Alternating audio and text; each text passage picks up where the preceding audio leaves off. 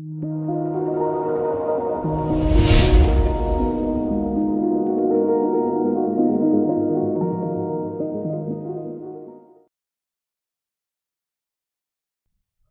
Everyone, कैसे हैं आप लोग? उम्मीद है बहुत अच्छे होंगे। तो आज का क्लास में हम लोग जितना भी क्वाड्रेटिक इक्वेशन के क्वेश्चन हैं उसमें जो फैक्टराइजेशन वाला क्वेश्चन है, हमने बेसिक में डिस्कस किया था कि फैक्टराइजेशन वाले को हम लोग क्वेश्चन में ही देखेंगे कि कैसे सॉल्व करते हैं। तो आज हम लोग उसको देखेंगे। अगर बेसिक वाला क्लास आपने नहीं देखा है तो मैं उसका लिंक डिस्क्रिप्शन में दे दूँगा, आप लोग देख लेंगे उसको। ठीक है, तो देखते हैं हमारा पहला क्वेश्चन क्या है। उसके पहले अगर आपने हमारे चैनल को सब्सक्राइब नहीं किया है तो सब्सक्राइब कर दें और बेल आइकन को प्रेस कर दें ताकि न्यू आने वाले वीडियोस की अपडेट आपको जल्दी मिल सकें। ठीक है, तो हमारा ये फर्स्ट क्वेश्चन क्या है आज का? Find the root of the following quadratic equation by factorization. देखिए वहाँ पे हमने क्या किया था कि टाइप देखे थे कि कैसे कैसे हम लोग इसके रूट निकालते हैं। ठीक है, तो रूट आज निकालना है कौन से फॉर्म से? फैक्टराइजेशन से निकालना है हम लोग को। ठीक है, क्वाड्रेटिक इक्वेशन को। तो इक्वेशन हमारे पास क्या दिया हुआ है? Under root 2 x square plus 7x plus 5 under root 2। ठीक है, तो हम लोग को गिवन इक्वेशन क्या है? Equation is under root 2 x square plus 7x plus 5 under root 2 equal to 0। ठीक है, तो यहाँ पे हम लोग को क्या देखना है, ये किस फॉर्म में है? ax² plus bx plus c equal to 0। तो यहाँ पे हम लोग सबका वैल्यू लिख लेंगे। a इक्वल टू कितना है? अंडर रूट 2 है। b इक्वल टू कितना है? 7 है। c इक्वल टू कितना है? 5 अंडर रूट 2 है। ठीक है, तो फिर यहाँ पे हम लोग को एक चीज़ क्या देखना है कि ये जो a और c का वो है मल्टीप्लिकेशन है। ठीक है, वो कितना आ रहा है? ठीक है, तो a और c का मल्टीप्लिकेशन देखते हैं, a इंटू सी। ठीक है, सॉल्यूशन लिखते हैं a इंटू सी। ये कितना होगा? Under root 2 into 5 under root 2। कितना हो रहा है ये? 10 हो रहा है आपका। रूट टू कितना हो गया? 2, और इंटू 5, 2 इंटू 5 10। ठीक है, और फिर b का वैल्यू कितना है हमारे पास? 7 है। ठीक है, तो फिर हमको ये जो b वाला टर्म है, मतलब हम यहाँ पे लिखते हैं root 2 x square plus 7x plus 5 under root 2 equal to 0। ठीक है, तो हमको इस जो 7x है इसको फैक्टराइज करना है। ठीक है, इसका गुणनखंड निकालना है या इसको दो भाग में तोड़ना है। ऐसे तोड़ना है कि जो भी चीज़ आए, ठीक है, यहाँ पे जो भी चीज़ आए उसका मल्टीप्लिकेशन कितना हो? 10। ठीक है, ये जो हम लोग a इंटू सी निकाले हैं उसका मल्टीप्लिकेशन 10 हो, और उसको ऐड करने या सब्ट्रैक्ट करने पे ये जो b का वैल्यू है ना 7, इतना आए। ठीक है, 7। ठीक है, तो फिर हम लोग देखते हैं ये 7 को हम लोग कितने भाग में तोड़ सकते हैं। या तो ये 10 का आप लोग यहाँ पे रफ में 10 का मल्टीप्लिकेशन लिख लीजिए। ठीक है, 10 इंटू 1 एक तो ये होगा। ठीक है, अगला क्या होगा? 5 इंटू 2 होगा, या फिर 2 इंटू 5। ये तो एक ही हो गया, 2 इंटू 5 हो या 1 इंटू 10 हो, सब एक ही हैं, तो ये दोनों को नहीं लिखते हम लोग। तो 10 का फैक्टराइजेशन एक तो ये हो रहा है और एक ये हो रहा है। ठीक है, अब देखिए 10 और 1 इन दोनों को प्लस या माइनस कुछ भी करके हमारे पास 7 आएगा क्या? तो नहीं आएगा। ठीक है, 5 और 2 इन दोनों को अगर हम लोग प्लस या माइनस करेंगे तो 5 प्लस 2 करने पे तो 7 आ जा रहा है। ठीक है, 5 माइनस 2 करेंगे तो फिर 3 आएगा, तो वो उसका हम लोग को नीड नहीं है। तो 5 प्लस 2 करने पे हमारे पास कितना आ रहा है? 7 आ रहा है। तो फिर यहाँ पे हम लोग को फिर इसको 5 और 2 में ही तोड़ना पड़ेगा। ठीक है, under root 2 plus 2x² plus 5x plus 2x ऐसे लिखेंगे इसको। ठीक है, 7x को 5x plus 2x plus 5 under root 2 equal to 0। ठीक है, तो इतना लिखने के बाद फिर इसमें से देखिए, इसमें से हम लोग को क्या करना पड़ेगा? इसमें से अब कॉमन निकालना पड़ेगा, एक इसमें से और इसमें से। ठीक है, तो इसमें से देखिए कॉमन क्या निकलेगा? अंडर रूट 2 निकल सकता है क्या यहाँ से तो निकल जाएगा, लेकिन इस 5x से निकलेगा? नहीं निकलेगा। यहाँ से x निकल सकता है, यहाँ से भी x निकल सकता है, तो x को निकालेंगे। ठीक है, x को अगर बाहर रखा तो फिर x से इस नंबर को डिवाइड करेंगे तो फिर कितना आएगा? Root 2x। ठीक है, और 5x को जब x से डिवाइड करेंगे तो कितना आएगा? 5। ठीक है, ये आ गया प्लस। अब यहाँ देखिए यहाँ से हम लोग क्या क्या निकाल सकते हैं। तो यहाँ देखिए 2 है, यहाँ 5 है। 2 तो निकलेगा नहीं, ठीक है। यहाँ पे 2 है, 2 को हम लोग √2 इंटू √2 ऐसे लिख सकते हैं, क्योंकि यहाँ पे भी √2 है, तो यहाँ से हम लोग क्या निकाल सकते हैं, √2, ठीक है।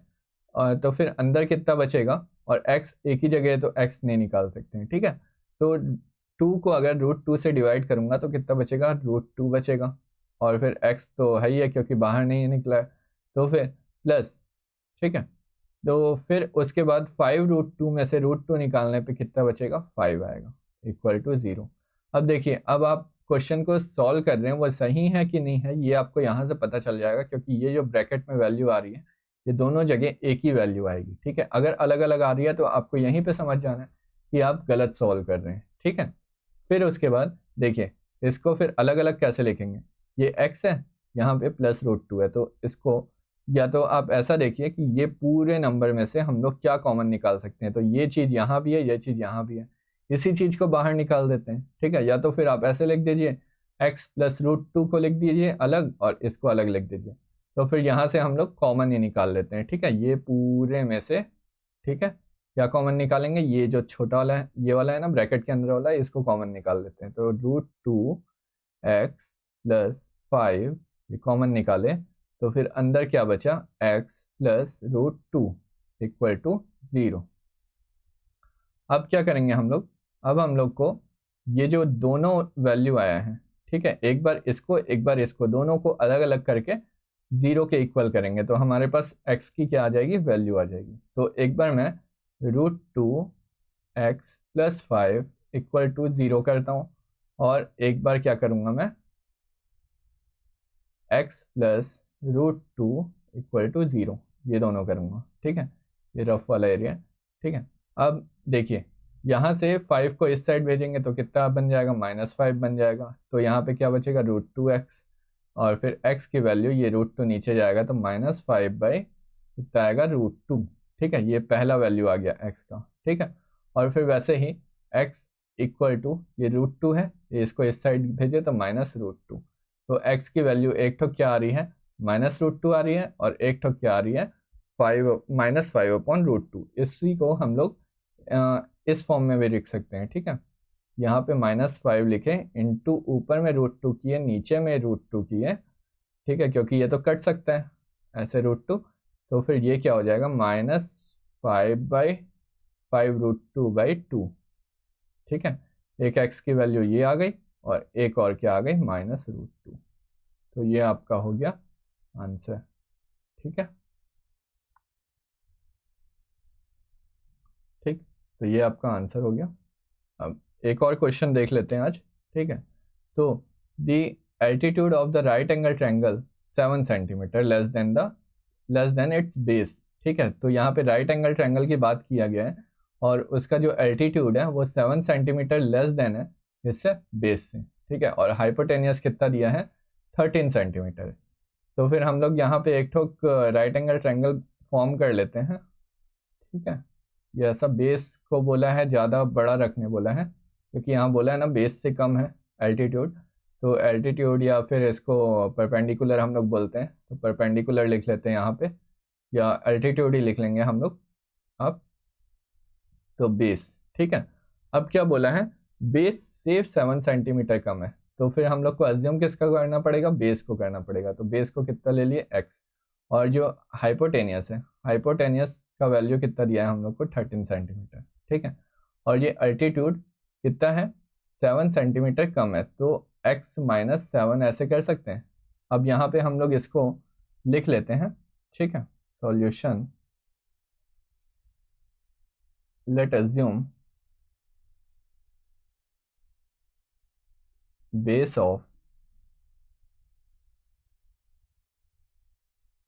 right triangle is x, ठीक है। तो फिर इसका अल्टीट्यूड क्या हो जाएगा, अल्टीट्यूड इज x -7, ठीक है। वही चीज़ हम लोगों ने पहले लिख लिया है, तो x -7, ठीक है। अब देखिए, इसमें जो राइट एंगल ट्रायंगल होता है, इसमें कौन सा एक रूल लगता है आपको पता होगा, पाइथागोरस। पाइथागोरस लगता है, पाइथागोरस क्या बोलता है, कि इसका जो ये है हाइपोटेनियस है, कर्ण है, ठीक है, हाइपोटेनियस का जो स्क्वायर होता है वो क्या होता है, अदर दो साइड, मतलब अल्टीट्यूड और फिर इसके बेस, अल्टीट्यूड को मैं परपेंडिकुलर बोल रहा हूँ, परपेंडिकुलर का स्क्वायर प्लस बेस का स्क्वायर होता है, ठीक है, ये हमारा पाइथागोरस बोलते हैं। तो पाइथागोरस के हिसाब से अगर हम लोग चलेंगे तो फिर ये क्या होगा, अकॉर्डिंग टू क्वेश्चन,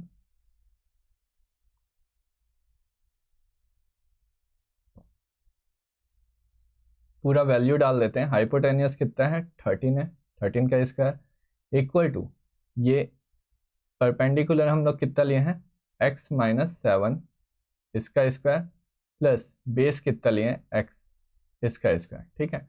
अब इसको हम लोग तोड़ लेंगे तो a माइनस बी का होल स्क्वायर हम आप लोग को पता होगा क्या होता है, ठीक है, यहाँ पे छोटा सा मैं बता दे रहा हूँ, a माइनस बी का whole square is equal to कितना होता है a square plus b square -2ab, ठीक है, ये होता है। तो फिर a क्या है यहाँ पे x है और b क्या है 7 है, तो x का स्क्वायर प्लस b का स्क्वायर यानी 7 का स्क्वायर कितना होगा 49 -2 into 7 into x plus x square, ठीक है, और यहाँ पे 13 का स्क्वायर है, ये 13 का स्क्वायर कितना होता है 169 होता है। आपको ना अभी 13 का स्क्वायर हो गया, 12 का स्क्वायर हो गया, 11 का स्क्वायर हो गया, ये सब याद कर लेना चाहिए। वैसे मैं इसके लिए अलग से एक वीडियो बना दूंगा तो उसमें आप लोग तुरंत तुरंत इसको याद कर लेंगे, ठीक है। तो फिर देखिए ये x square plus x square कितना हो गया 2x स्क्वायर हो गया प्लस 49 तो है ही है, उसके पहले हम लोग ये लिख लेते हैं x वाला -2 इंटू 7 कितना होगा 14 होगा, 14x फिर प्लस 49, ठीक है, ये 49 को अब ये 169 है इसको एक साइड ले आते हैं, ठीक है। तो फिर यहाँ से लिख रहा हूँ मैं 2x स्क्वायर -14x और ये 49 और 169 जब इधर आएगा तो फिर क्या होगा, ये 169 माइनस में हो जाएगा तो माइनस में आएगा आंसर, -49 जब जाएगा तो कितना बचेगा 120 बचेगा आई थिंक, ठीक है, 120 इक्वल टू 0, ठीक है।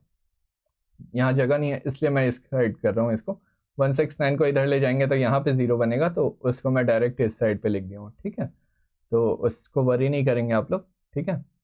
तो ये हो गया, फिर उसके बाद देखिए इसमें से 2 कॉमन निकल रहा है, ठीक है, तो 2 कॉमन निकाल के उसको 0 के साइड भेज देंगे तो फिर क्या होगा वो कट जाएगा। तो फिर 2 जैसे मैं कॉमन निकाल दिया, एक्स स्क्वायर बचेगा अंदर -7x बचेगा -60 इक्वल टू क्या होगा 0, ठीक है। तो ये हो गया, फिर ये 2 को अगर मैं इस साइड 0 के नीचे भेजूंगा तो वो तो 0 ही बचेगा, ठीक है। तो फिर इसको यहाँ पे फिर हम लोग क्या लिखेंगे x square -7x -60 equal to क्या होगा 0, ठीक है। मैं इस वाले एरिया को डिलीट कर दे रहा हूँ क्योंकि यहाँ पे मेरे पास जगह नहीं है, ठीक है। तो यहाँ पे एक सेकेंड,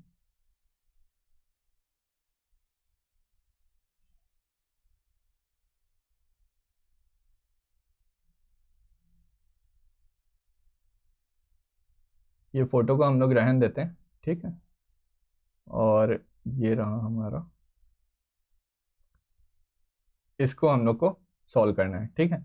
तो क्या है x square -7x -60 equal to 0, तो वही चीज़ है, देखिए ए और सी का जब आप मल्टीप्लाई करेंगे तो ए क्या है यहाँ पे 1 है, 1 इंटू 60 कितना हो जाएगा 60 हो जाएगा, तो 60 को 60 मल्टीप्लाई करके 60 आना चाहिए और फिर प्लस या माइनस करके हमारे पास कितना आना चाहिए -7 आना चाहिए, और ये -60 है, सॉरी -60 आना चाहिए मल्टीप्लाई करने के बाद, ठीक है। तो फिर हम लोग ऐसा कौन सा नंबर देखें जो मल्टीप्लाई करने पे कितना आ जाए 60 आ जाए, तो देखते हैं ये -7 है, ठीक है। तो यहाँ पे हम लोग आप लोग वैसे वही फैक्टराइजेशन वाला करके देखेंगे कि 60 का कितना फैक्टर होता है, ठीक है, उसके बाद आप लोग निकालेंगे। मैं यहाँ पे आपको डायरेक्ट बता दे रहा हूँ, इसको 12 और 5 में अगर हम लोग तोड़ेंगे मतलब -12 ले लेंगे और +5 ले लेंगे तो उन दोनों से मल्टीप्लाई करने पे -60 आ जाएगा और प्लस माइनस करने पे कितना आ जाएगा 7 आ जाएगा, ठीक है।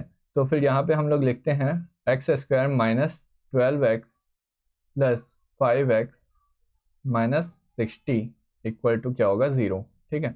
तो फिर अब यहाँ से देखिए x यहाँ से कॉमन निकल जाएगा तो x माइनस अंदर में कितना बचा, यहाँ से x निकला तो x, यहाँ से x निकला तो -12, ठीक है, ये हो गया। फिर प्लस, क्योंकि प्लस है यहाँ पे, फिर यहाँ देखिए यहाँ 5 निकल सकता है 5, और यहाँ भी 5 निकल सकता है, तो 5 यहाँ पे लिखें, और अंदर में अगर यहाँ से 5 निकाल लिए तो यहाँ क्या बचेगा x, और फिर माइनस का माइनस, और फिर ये 60 को 5 से जब डिवाइड करेंगे तो फिर यहाँ पे क्या बचेगा 12 इक्वल टू 0। अब इन दोनों में से हमको क्या करना है, x माइनस 12 को कॉमन निकालना है। तो x माइनस 12 जब मैं कॉमन निकाला तो फिर अंदर में क्या बचेगा x प्लस 5 इक्वल टू 0। फिर वही चीज़ दोनों को अलग अलग करके 0 के इक्वल करना, x माइनस 12 एक बार 0 और एक बार x प्लस 5 इक्वल टू 0, ठीक है। तो फिर यहाँ पे ये 12 देखिए, ये -12 है, इस साइड जाके क्या बनेगा +12, तो x का वैल्यू एक क्या हो गया +12। ये +5 है, इस साइड जाके क्या बनेगा -5 बनेगा, तो यहाँ पे x का वैल्यू -5। तो ये आपका ये दो ठो आंसर आ गए, ठीक है। तो x की वैल्यू क्या आ गई 12 और -5, ठीक है, ये आपका हो गया आंसर। तो ये आपके दो ठो क्वेश्चन थे फैक्टराइजेशन के ऊपर। अब अगले क्लास में हम लोग देखेंगे अगला टॉपिक इसका क्या है, और फिर उसके क्वेश्चन देखेंगे। आज का क्लास आपको कैसा लगा कमेंट करके ज़रूर बताएं, और लाइक और शेयर कर दें वीडियो को। और अगर आपने अभी तक चैनल को सब्सक्राइब नहीं किया है तो सब्सक्राइब कर दें और बेल आइकन को प्रेस कर दें, ताकि न्यू आने वाले वीडियोज़ की नोटिफिकेशन आपको जल्दी से जल्दी मिल सकें। Thank you.